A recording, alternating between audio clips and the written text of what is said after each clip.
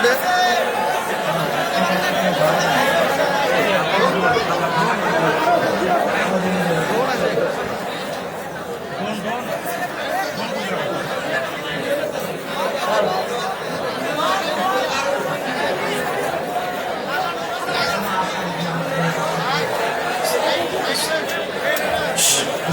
আওয়াজ না, আওয়াজ না। আপনার খেয়াল করছে এটা সোজা এসে এখানে আমার ঘাড়ে এসে পুরো এই যে পাখাটা লাগছে, মনে হচ্ছে আমার ব্লিডিং হবে, কিন্তু আল্লাহ রহমতে আমার হবে কাটে নাই। আপনি ড্রোনটা ধরে রাখেন, যার ড্রোন সে নিতে আসবে ওকে আমি দেখবো যে এটা কে। আস্তাগফিরুল্লাহ, আস্তাগফিরুল্লাহ। কে ধাক্কা দিয়েছে? তুমি কন্ট্রোল করবো না জিনিসটা। ঠিক আছে, আর ডানে যে বসে যাবা, ড্রোন আরো যাবা না, রেখে দাও, যাও। আর কোনো কথা না ভাইজান, বগুড়ার সুনাম ধরে রাখতে হবে, বগুড়ার বদনাম হতে দেওয়া যাবে না। যে যেখানে আছেন চুপচাপ থাকেন, আর কোনো আওয়াজ চাই না। অনেক বড় দায়িত্বের বোঝা নিয়ে আজকের এই মাহফিলে এসেছি। কেউ যেন একটা চুল পরিমাণ কোনো সাউন্ড আজকের মাহফিলে না করে। আমি সবাইকে অনুরোধ করে একটা কথা বলতে চাই, আমাকে বাধা দেওয়ার মতো দুঃসাহস কেউ করবেন না, এটা আপনি সাহস করবেন না।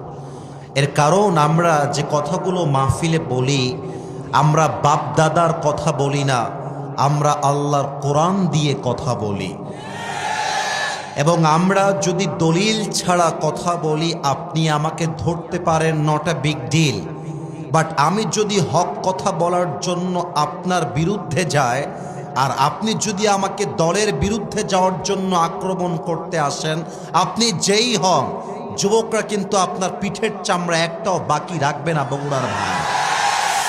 এটা আমি শুরুতে ডিক্লেয়ার দিলাম এই জন্য, কারণ আমি হক কথা খুব বেশি বলার জন্য ট্রাই করছি ইদানিং সময়।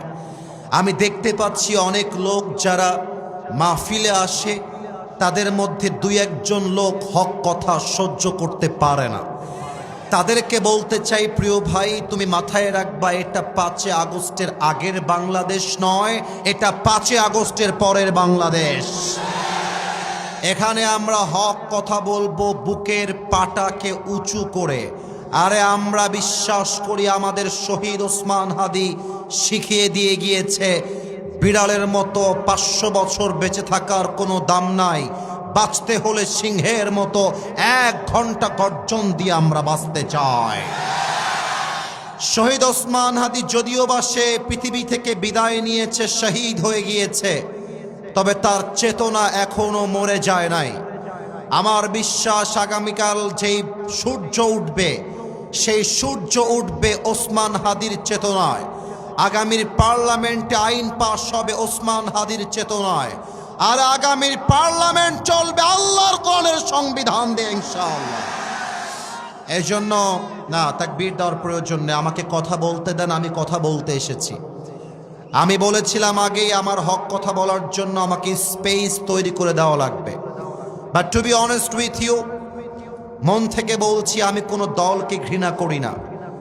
আমি প্রত্যেকটা দলের ভালো গুণ যেমন বলি, খারাপ গুণটাও বলে দেই, যাতে করে তিনি শুধরে যায়। তবে আমরা চাই আগামীর বাংলাদেশ হবে বিভেদের বাংলাদেশ নয়, আগামীর বাংলাদেশ হবে ঐক্যতার বাংলাদেশ।